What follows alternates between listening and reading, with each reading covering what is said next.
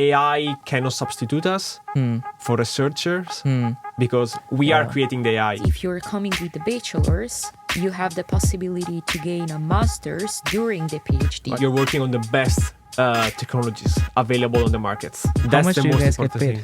So you end up having around... Hi, my name is Sasha. I'm originally from Ukraine, but then I moved in Italy when I was 8. So I grew up in Sardinia, which is an island in Italy. And I then moved to the US in 2021. And then in 2023, last year, I came back then here to Boston to start my PhD. That's me. Nice. And you? I'm Matteo. I'm from Italy, originally from Italy. And I'm living in Veneto, a region in the north part of Italy. In Veneto, there is a famous city called Venice. I'm actually living 40 minutes by car from it. I moved here in the US in 2022 to start my PhD. And now I'm here, guest to a Darsh podcast. You made it. Yes. The American dream.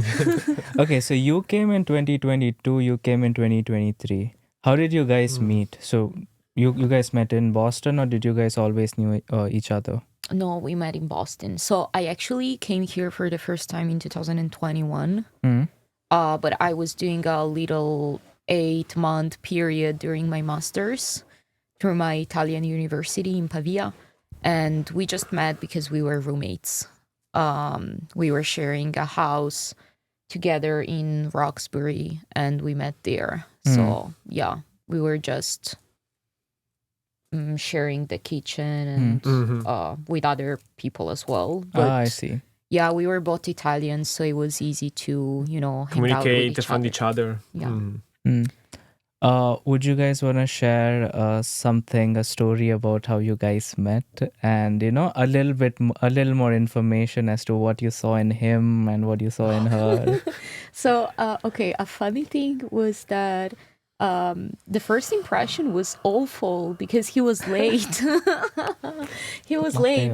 It was a huge storm day that day. Snowstorm. Yeah, yes. like that. The snow was super high. I don't know how many inches, but it was super high. And he was late. I had to meet with him in the morning, like around 8:30, and then I had to go to work. I was working at B.T.S Hospital in Fenway, and he was late, so I was pissed off, and I was texting him, I'm going I'm going away, like, you do you. I don't care. But then he showed up. So the funny part is that luggages. she wasn't late for work. She was early for work because she wanted to sleep more. Okay. Oh, okay. And so I said her, I will arrive at 8:30. Then I arrived, I think, at 9:15. Yeah. And she was pissed off because she couldn't sleep until 9, but she had to wake up before in order to welcome me. Yeah, and then he was late, you know what I mean? All right, so let's hear a little bit about what you're doing here at Northeastern. Let us inform our viewers about that.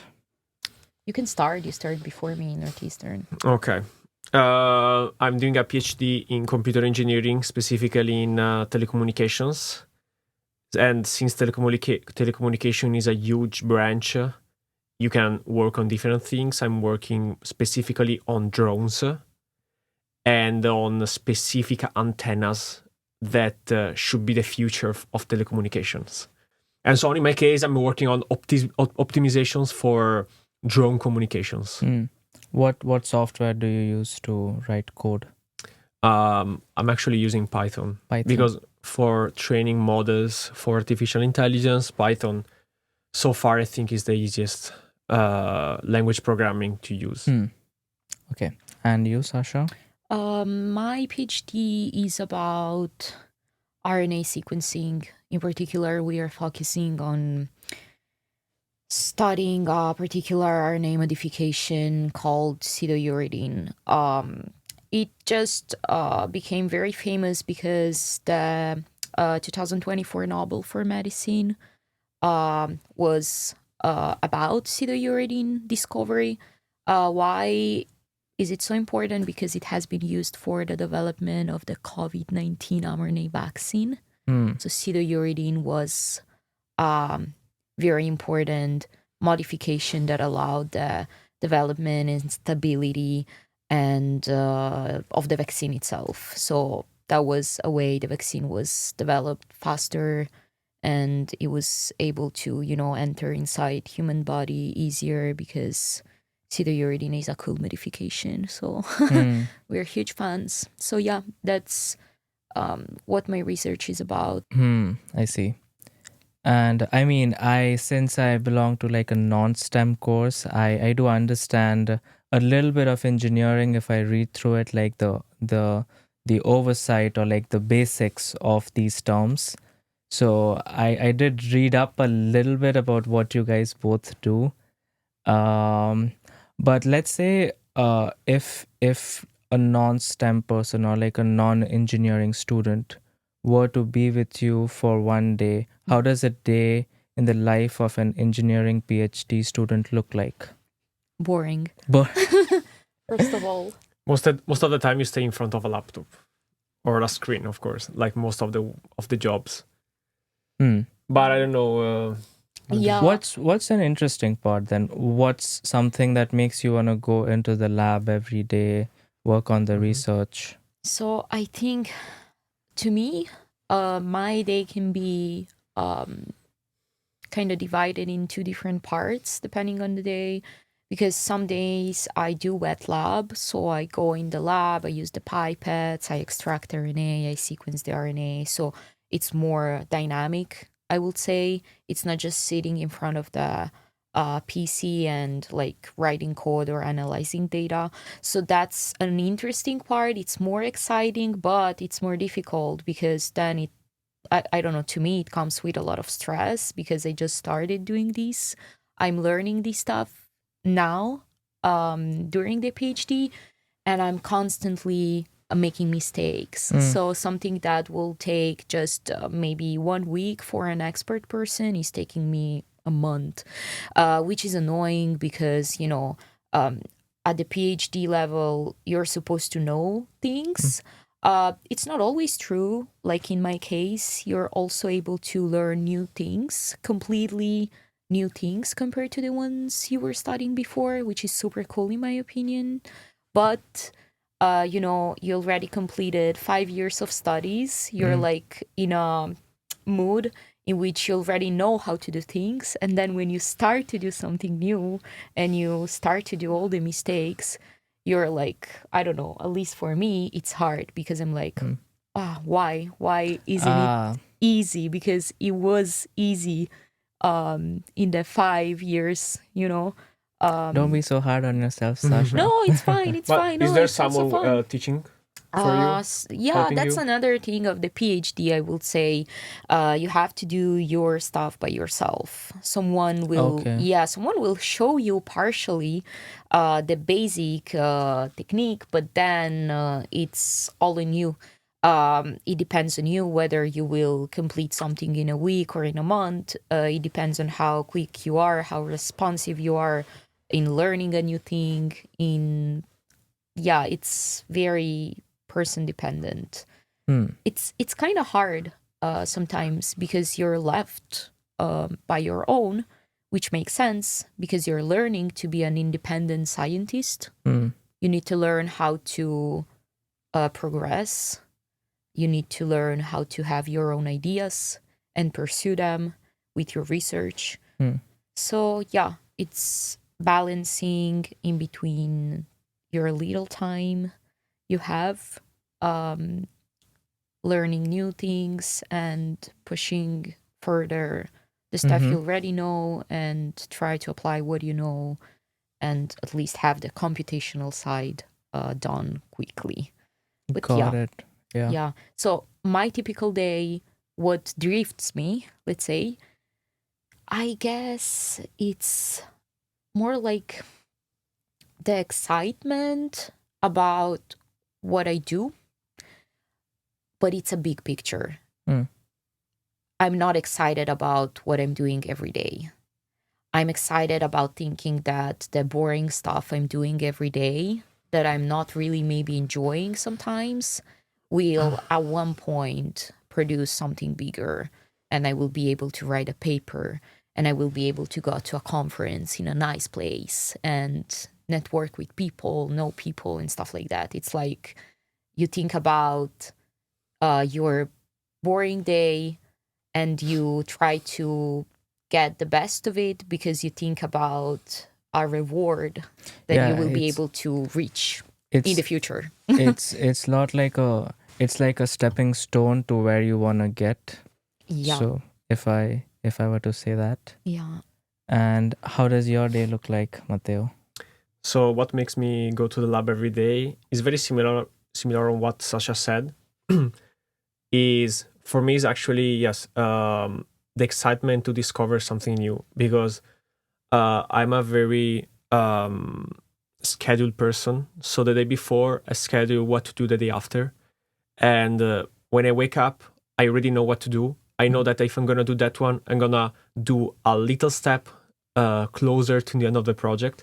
And I have to say that I learned these methodology also thanks to you, because then I know I remember the poster in your bedroom that says that if you do like a little step every day, the curve is gonna be like a power of something, not like a multiplication, not like a sum. Yes, if you are like 1% better every day, that's gonna add up a lot more quickly. And like for people who are watching the video, I'll have that picture right now on the screen. And this works in real life, but also in the projects that you're working on.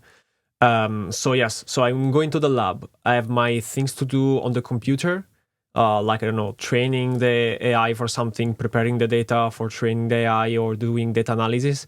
But then sometimes, I have to say maybe 2 times a week, I have to work on drones.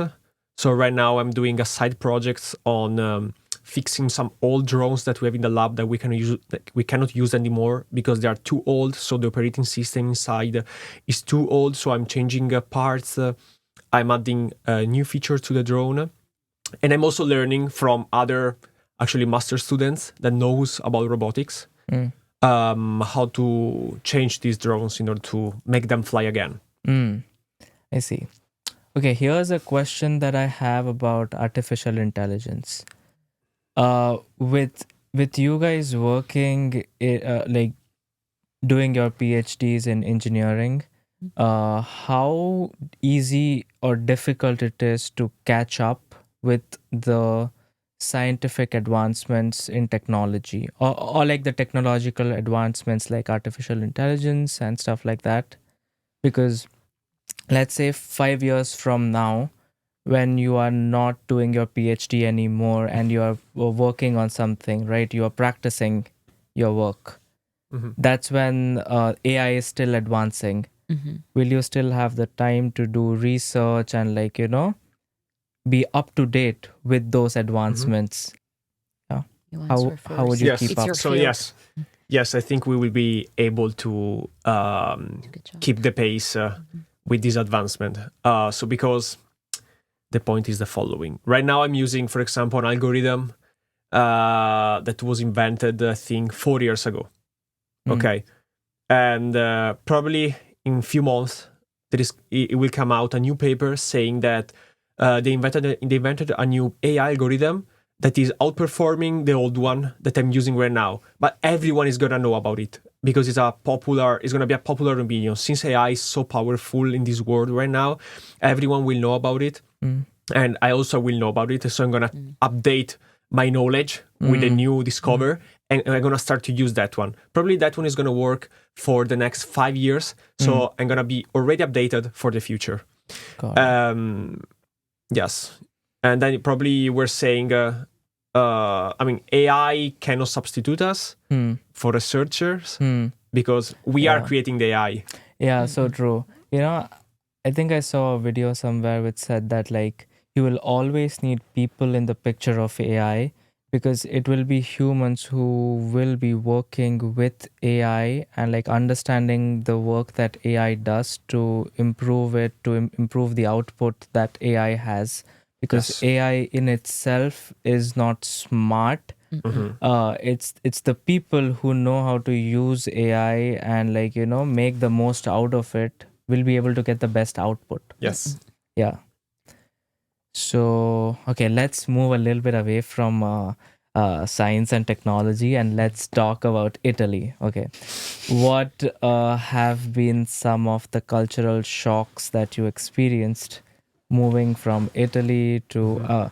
So have you lived in Sasha? Have you lived in Ukraine or like have you always lived in Italy? No, I lived in Ukraine. I'm Okay. from Donetsk originally. I was born there and I lived there until I was almost 8 years old. Okay. So I did my first elementary class there, and then I moved in Italy, and then I was back there like in 2012 or 11, and that was the last time I was able to come back. Yeah, because I was like in high school, I had no time, and then the situation got worse, and I was never able to be back there. But yeah, I did live there for 8 years. Yeah. So, what has been the cultural shock like from Italy, Ukraine, Italy for you to the U as compared to the US? So I would say Ukraine is very different from both Italy and the US, in the sense that, at least for what I remember and how the life was like in 1996 to 2004, it was very undeveloped compared to Italy and the US. That's like the biggest difference, I could say. And then like people is the same all over the world. So basically what I was doing there was very similar to what I was doing in Italy. But yeah, in general, like the buildings were a little bit older and stuff like that. But yeah, it wasn't, it wasn't like something impossible to imagine. Just like if you go to East Europe now, like to Poland, and you visit maybe a smallest town, I think you can still notice the differences I'm talking about. Like, go visit a small village in Italy, go visit a small village in the US, and go visit a small village in East Europe. You will notice what I'm talking about.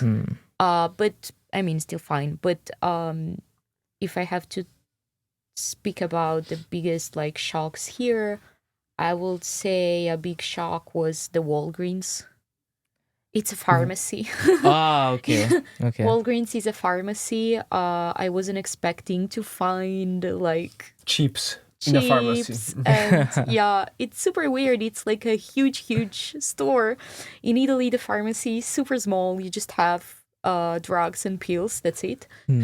Here you have like everything you need: soups, pasta, whatever. Right? Sugar. Yeah. So much sugar. Yeah. Like Snickers bar and all the of best these drug things. ever, right? Sugar. Yeah, that was my biggest shock, I guess. Something I can and finding ducks around the streets. Yeah, that's not something I was used to. That was another thing. Also squirrel. Squirrel, yes. Yeah. Squirrels as well. Yeah, on campus it was the same for me, like seeing rabbits, squirrels, and all those things. Oh, I did. Yeah, I love that, Bunny. Yeah, you should put a small video now as well. So guys, to show people. I was lucky enough to like touch a rabbit, so I did that. I accomplished that. Yeah, I'm jealous. What was your shock? Yeah, what was your cultural shock? Yes. Okay, besides animals, two things. Like, let's start from the good point of view. Like skyscrapers or high buildings, because I'm coming from a very small village in the countryside with around 2,000 people. And when I came here, I saw this huge building in downtown. I saw something similar just in Milan when I went there, but in Milan I think there are just 3 of them. Here there are like 15, 20, all close to each other.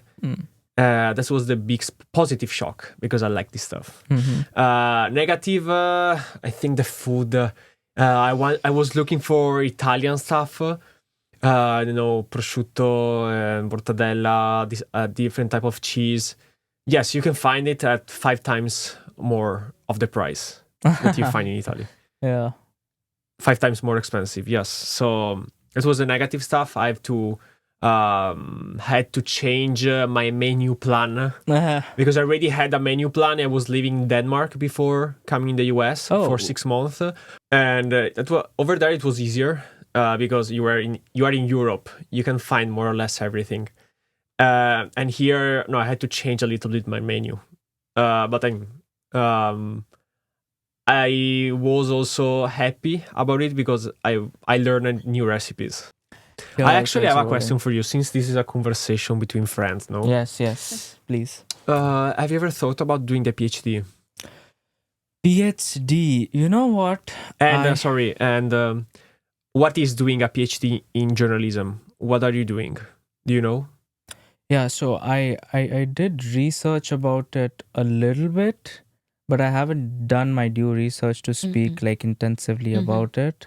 So I know that very few options exist if you want to do a journalism PhD. You can either go into filmmaking stuff or you need to pick a niche in journalism. Is it investigative journalism that you are interested in? Is it reporting which you want to, go dive deep into? So that's what it involves. And so right now I want to do a bit of traveling, and probably PhD is not the thing in my mind right now. I want to get a job that enables me to travel. So that is the goal, and I think I'm happy being out of school, honestly. I just tell Makes you one sense. thing. I don't know if the PhD journalism is like ours, but if the goal is still publishing papers, it'll be then you travel for free to present them. The problem is you need to have papers, so you need to write. In order to complete a PhD, you have to publish papers. So let's say, and if the professor accepts you, probably he has an idea on a topic to develop. I will add to these that yes, you do travel with a PhD, but it's not as easy as he's trying to. Okay, maybe you're not picture it. traveling every month, not every 6 months. If you're very good, you're traveling 2 times a year. If you're very good. So if you're how good many once times a year, did you travel this year I mean, with a PhD? 2024 just started. No, 2023. One time. Yeah. Okay. Which is not But I've been as to traveling. I've been too to much. North Carolina, but in 2022 I've been to Rio de Janeiro. Nice. So Yeah. that's a place I want to go. Yeah. I want to explore South America now. Yeah. Argentina, Brazil. And also, Sasha, you went to Colombia. Puerto Rico. No, I'm not saying I'm not traveling. I just wanna say that PhD is not like the best job if you want to focus on traveling, because your focus is on publishing papers, and then you can go and present these papers. But if your PI doesn't like you to go to a conference, you won't go there, even if you have the paper. So it's really professor dependent. So it's not always so. With the PhD, so with me, I'm like, I have gotten my master's now. So even getting a master's was not on the plan. After my undergrad, I just wanted to work. So I wanted that international experience, which was one of the main reasons I did my master's, along with like focusing on, my work as well. But the international perspective was one thing which I really wanted. And now I feel like since I have that experience, I have expertise in filmmaking, media, reporting, and all these different things. I want to actually go out and practice all of those things by working for a company or working freelance, and maybe after a decade, I'll come back and, I'll do my PhD. Yeah. So not very soon, but probably I haven't ruled that out. Okay. Yeah. You know, makes sense. Once, It's gonna be a lot in the future. Don't yeah, think yeah. about it. Once I'm old, I'll be like, oh, I feel like going back to school. Yeah, like that. But I do feel sad about, like, you know, having finished my masters. Yeah. I feel like, my God, I finished my college life. I'm And like, now I feel old. Yeah, sure. It's a Yeah. big step, but it will, I mean, will pass. you'll figure You'll out. start it another will chapter. be- yeah. Mm. Yeah.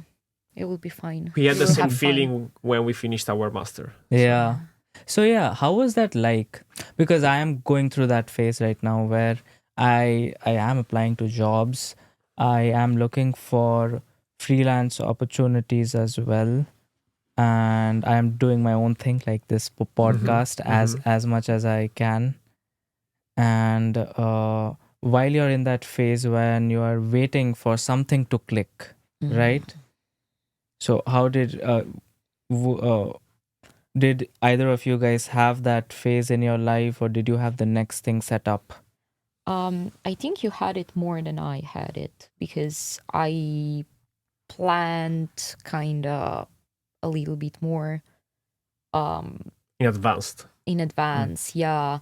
So after coming here for the first time, I applied for another internship. So I went to Madrid and I lived there for like 6 months. And then while I was in Madrid, I applied for the PhD.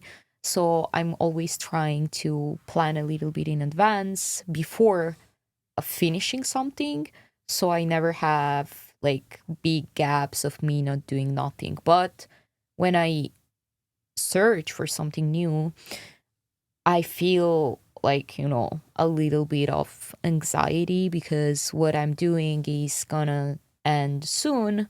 And while I'm searching, I still don't have the next thing planned.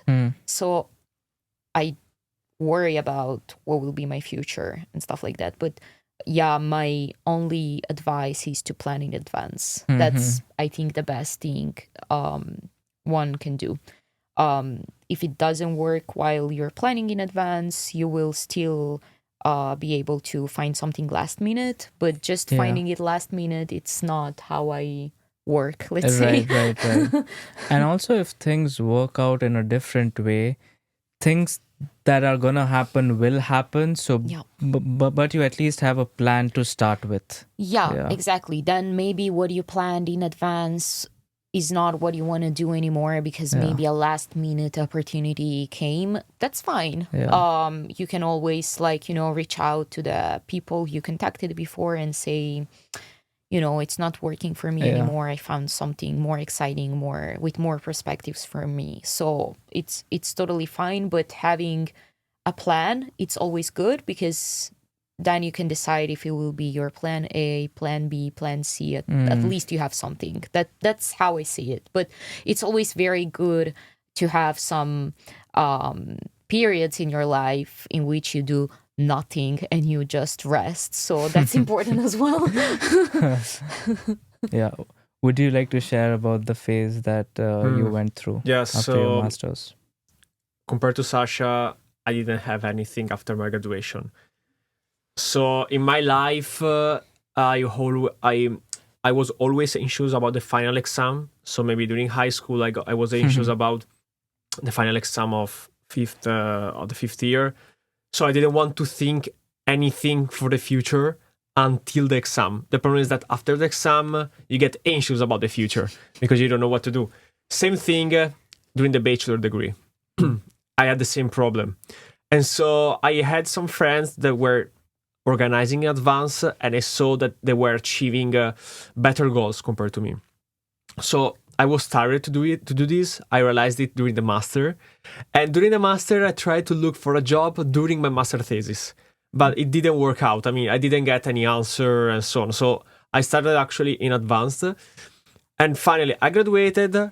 My thesis supervisor proposed me to work in the university as a researcher, but not as a PhD. It's like a short-term contract. It was like 4 months.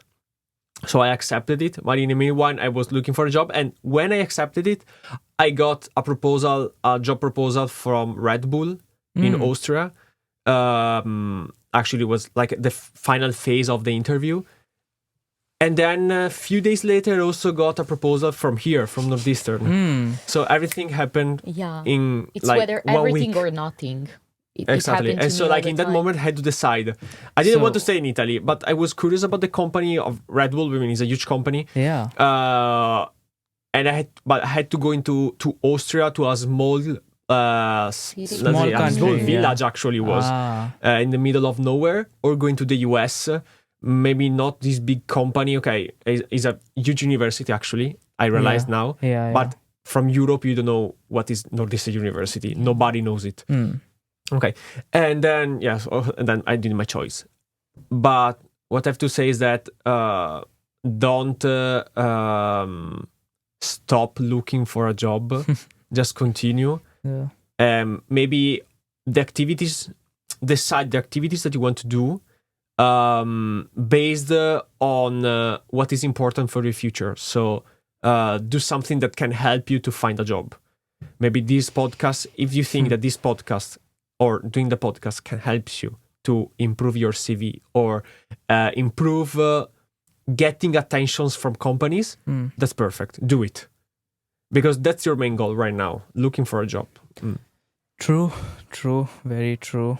And like, in my case, for example, I, by taking the experience from my friends in the past, for example, I was starting to do some side project to put them in the CV and trying to get attentions from the companies by showing these projects. Like if you want to know how the PhD is organized, basically, I will say it organized differently depending on the fact that you come with a master's or without the master's. If you come with a master's already, you just need to do 4 classes and then you're good with the credits. Otherwise, if you're coming with the bachelor's, you have the possibility to gain a master's during the PhD. But it's important to notice that you can do this about the master during the PhD only if you have a bachelor of 4 years. I mean, the original program should be 4 years. I don't know if in India it's 4 or 3. Yeah, so in India it's not 4, it's 3. Okay, so you cannot do this. Yeah. So in India, after high school, the undergrad is 3 years typically. So people like work for a year, which is why people work in the industry, and then so it's 12 plus 4, so you need 16 years. So people work for a year and they get experience, and after that they come here for their masters. But what has been the most interesting part, or like the best part about your PhD? So far, what I enjoy the most is, first of all, I really like Northeastern's community in bioengineering, especially. There's a big council of students. They do organize a lot of external activities. We go bowling together once per year.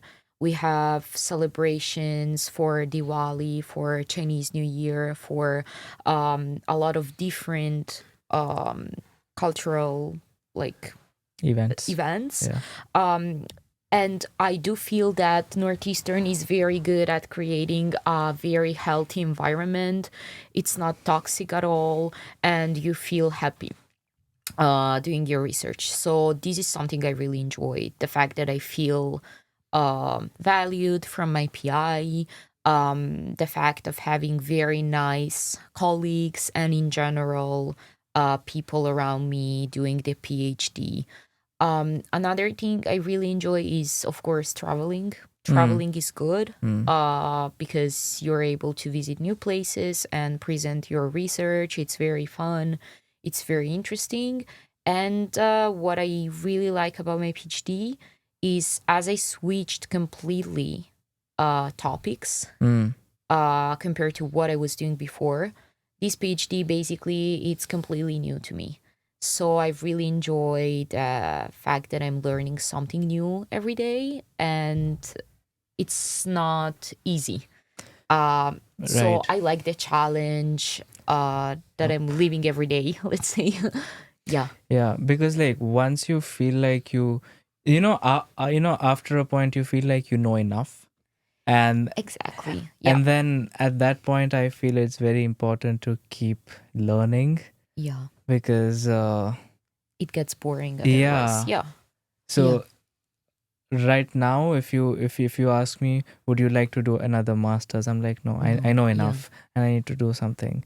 So I mean, you can obviously learn on the job, but like being in school and like being like, I really want to do a PhD, I want to do something, I want to focus all my time towards learning, right? So that I think is an interesting experience all by in itself. And would you like to highlight some of the best parts or the most interesting parts? Yes. Besides living in a new city, in a new country, Northeastern has a lot of give you a lot of opportunities. So in my case, my lab, I think, is very advanced compared to the other competitor universities. And so they give you the opportunity to work with the state-of-the-art technology, like drones. They don't have a problem to spend, I don't know, a certain amount of money in order to build the best drone. But you have to build the best drone. It's not important how much does it cost. So that's perfect because you're learning from other people that are already working on it, and you're getting a lot of experience because you're learning from the best, and you're working on the best technologies available on the markets. That's important. And also, don't worry. What do you guys think about the EXP building? Have you taken classes over there? We are working in EXP right now. EXP, okay. I am. Yeah, okay. he moved. I moved. I mean, it's bigger, you have more space, but I prefer ISEC. I prefer ISEC just because of the open space that you have in the middle. But there is so that you can fly the drone? No, I cannot fly. No, I'm not allowed to do it. But now, the most important thing that ISEC doesn't have is the direct light into the lab.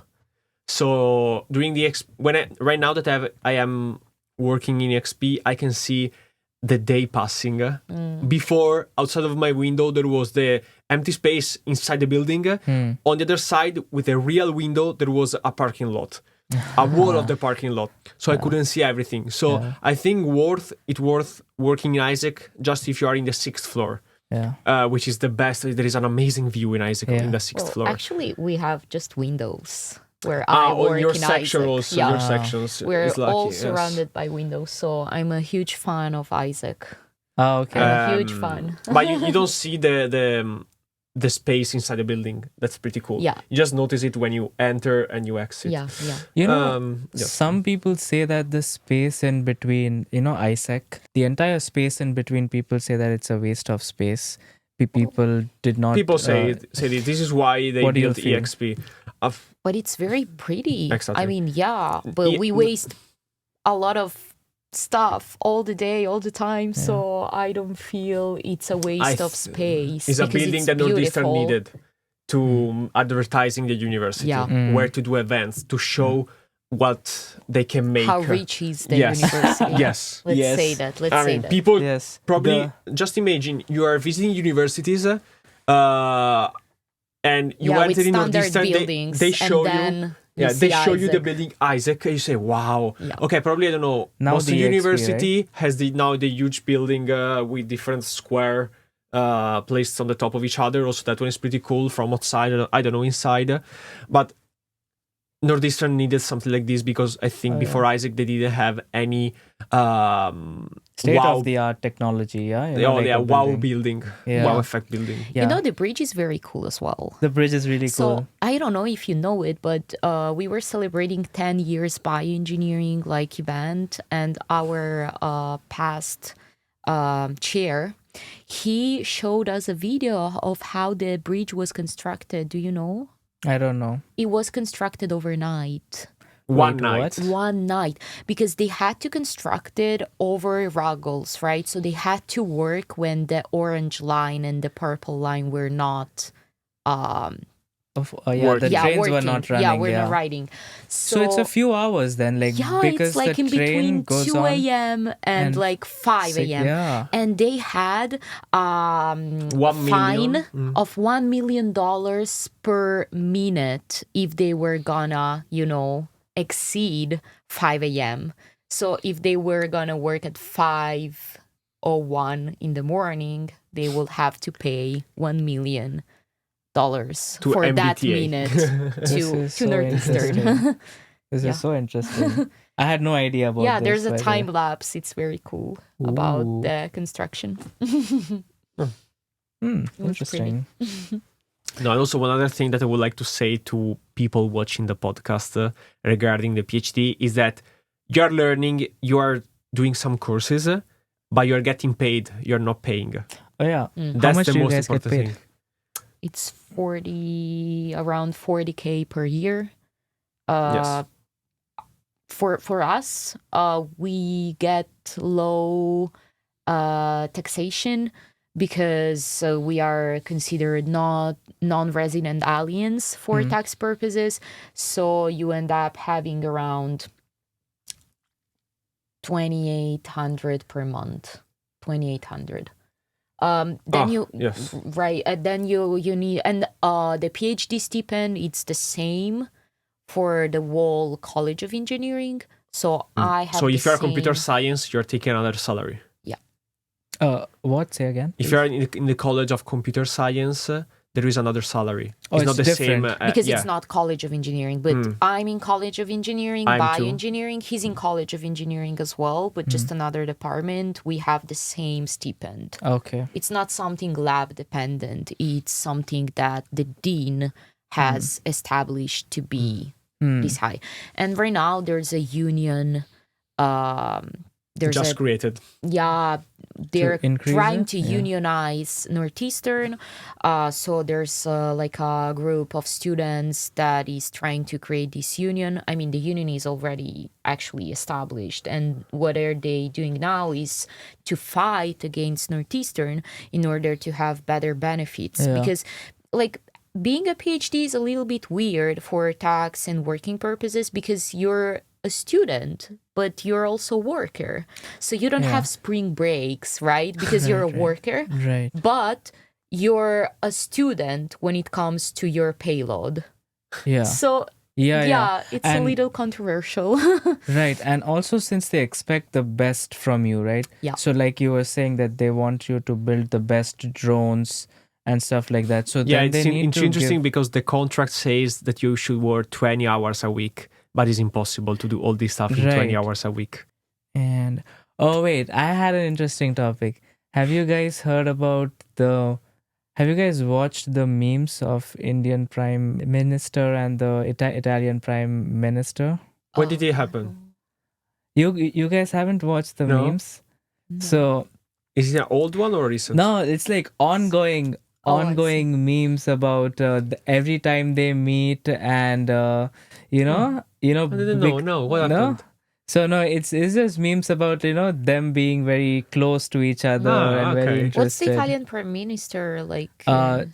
Giorgia? The woman, blonde woman. The woman, Oh no, I haven't seen anything about it. Oh, okay. I have no time to scroll Instagram.